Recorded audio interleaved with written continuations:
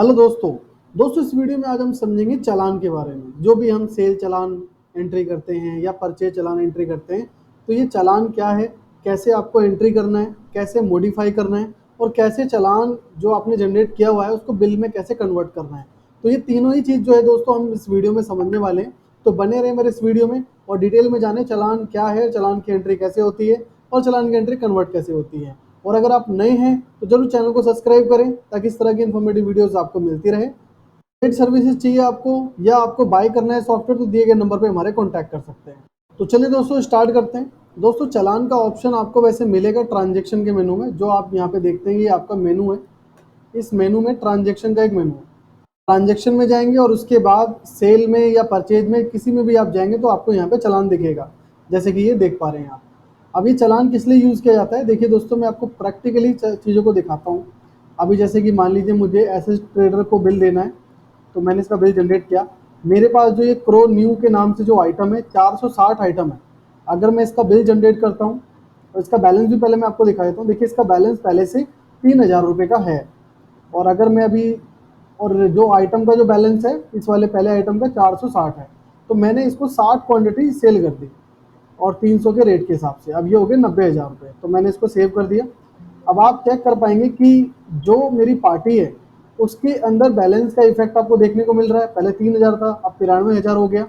और अगर मैं आइटम को चेक करूं तो आइटम भी मेरा यहाँ पे डिडक्ट हो गया। अभी देखिए आइटम भी मेरा डिडक्ट हो गया यहाँ पे। तो अब क्या है कि इसमें आपका लेजर का बैलेंस भी जो है यहाँ पे इफेक्ट हो रहा है और स्टॉक भी इफेक्ट हो रहा है। अब जो चालान है, चालान जो है बेसिकली यूज करते हैं कि हर महीने आप किसी को चालान देते रहें और महीने के अंत में एक बार ही आप उसका बिल बना लें। लेकिन जब आप चालान जनरेट करते हैं तो पार्टी का कोई भी बैलेंस इफेक्ट नहीं होता, सिर्फ आपका स्टॉक का बैलेंस इफेक्ट होता है। अब देखो इसको भी प्रैक्टिकल देखते हैं।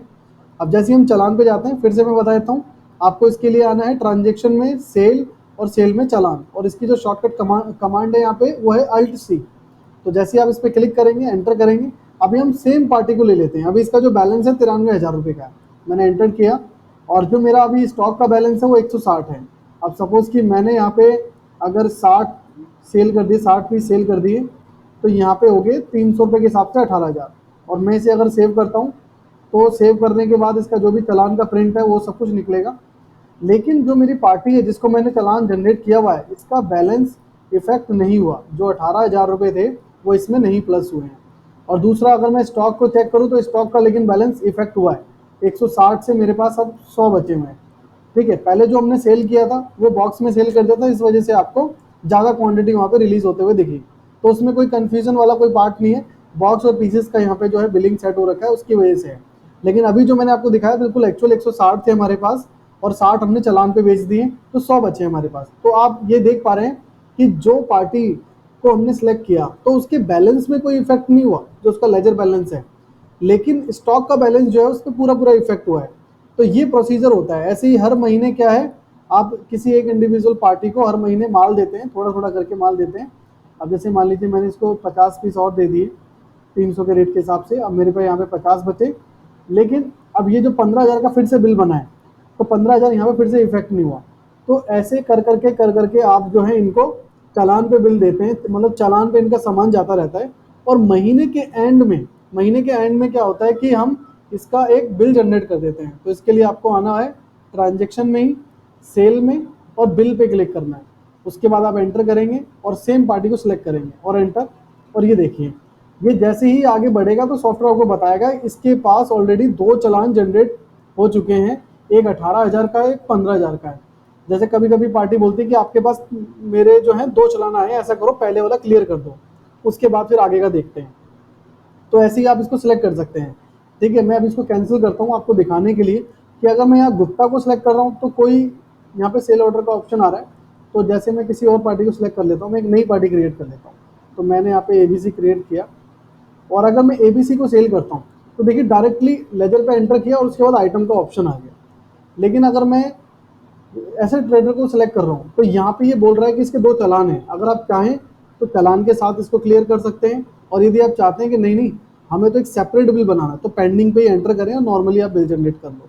अब जैसे मैं लेजर को सिलेक्ट करता हूँ और चालान क्लियर करना है, तो नीचे जो ऑप्शन आपको दिखाई दे रहा है pending, select, all, amount, date, number, ये सारी चीज़ें, तो ये देख सकते हैं, लेकिन क्लियर करने के लिए सेलेक्ट पे आपको क्लिक करना है और उसके बाद यहाँ पे दोनों चलाने, दोनों को क्लियर करना है तो स्पेस का बटन आप यूज़ कर सकते हैं।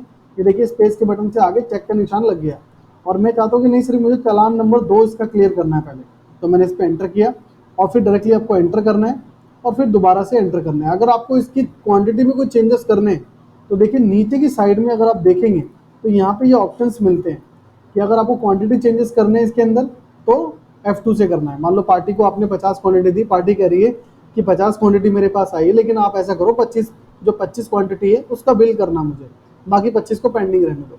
तो आप यहाँ से F2 करके कर सकते हैं। और अगर पूरा क्लियर करना है तो सिंपली आप एंटर कर दें। तो जो भी उसके अंदर बैच गया था, जो भी क्वांटिटी थी और जो भी आपका जो यहाँ पे रेट आपने डिफाइन किया था, डिस्काउंट भी डिफाइन किया होगा, सब कुछ एज इट इज़ जो है उसी चलान के अकॉर्डिंग उठ के आ जाएगा और कंट्रोल W से आप सेव करेंगे तो इसका बिल जो है जनरेट हो जाएगा। अब यहाँ पे एक क्वेश्चन हो रहा है कि अब जो यहाँ पे 10 क्वांटिटी जो लोड हुई है, ऐसा नहीं है कि स्टॉक से दोबारा से डिडक्ट हो जाएंगे, ये आपके चलान वाली क्वांटिटी को ही जो है यहाँ पे बैलेंस्ड कर रहा है। अब जो हमारा एक्चुअल बैलेंस था वो उसमें कोई इफेक्ट नहीं हुआ है, ये 50 के 50 हैं। अगर अभी हमने जो 10 किया हो सकता था इससे कम हो सकता था, लेकिन नहीं, ये बैलेंस्ड है, चलान की चीज़ों को क्लियर कर रहे हैं। अब जैसे ही हमने इसको सेव किया, अब उस पार्टी का हम बैलेंस देखते हैं। तो बैलेंस देखने के लिए आपको बुक्स के मेनू में ऑल लेजर पे क्लिक करना है। अब हम सर्च करते हैं SS ट्रेडर, तो देखो पहले 93,000 का बैलेंस था, अब यहाँ पे 1,08,000 का बैलेंस हो गया, क्योंकि अब जो उसका चलान था हमने कन्वर्ट कर दिया उसके बिल में, तो इसलिए पूरा इफेक्ट हमें बैलेंस पे दिखाई दे रहा है। अगर हम इस पर एंटर करते हैं और इसकी स्टेटमेंट चेक करें तो आप देख सकते हैं कि पहले इसका 3,000 का बिल था, 93,000 का बिल था, दोनों को मिला देंगे आप तो यहाँ पे आपके पास 1,08,000 का बिल हो गया। लेकिन अगर आपको कभी आइटम की रिपोर्ट चाहिए, वो एग्जैक्ट रिपोर्ट आपको देगा। अब स्टॉक में जाते हैं, करंट स्टॉक पे क्लिक करते हैं और उसके बाद अगर मैं ये देखना चाहूँ कि ये 50 क्वांटिटी बची तो बची कैसे, आप इस पर एंटर करें, रजिस्टर्ड पे एंटर करें और डेट डिफाइन कर दें कि आपको कितनी तारीख से लेकर कितनी तारीख तक देखना है और उसके बाद फिर लेजर पे ही एंटर कर दें और उसके बाद यहाँ पे डिटेल में आपको इस चीज़ के बारे में पता लग जाएगा। अब ये देखिए कि मेरे पास यहाँ से ये ट्रांजेक्शन हिस्ट्री है, तो 10 पीस मैंने इसको इशू किए, प्रॉपर बिल बना इसका। अब कैसे पहचानेंगे कि ये प्रॉपर बिल है या चालान है, तो देखिए यहाँ पे लिखा भी होता है, ये बिल नंबर जो है इस तरीके से आपके चल रहे हैं, लेकिन यहाँ चालान है, तो ये आप इस तरीके से पहचान सकते हैं। तो अब हम यहाँ पे देखें तो एक चालान इसके ऊपर इशू हुआ है 60 पीस का, ठीक है। तो ये चीज़ स्टॉक की ट्रैक कर सकते हैं आप अपने अकॉर्डिंग। तो अब आपको चालान का मतलब क्लियर हो चुका होगा कि चालान हम जो है स्टॉक को देने के लिए यूज़ करते हैं, और जब उसका स्टॉक जा चुका है या जो भी उसका बिल आगे बनना है, तो जो भी आपने चालान बनाया हुआ है एज इट इज़, जो भी डिस्काउंट रेट डाला है एज इट इज़ सब कुछ बिल में ऑटोमेटिक उठ के आ जाता है।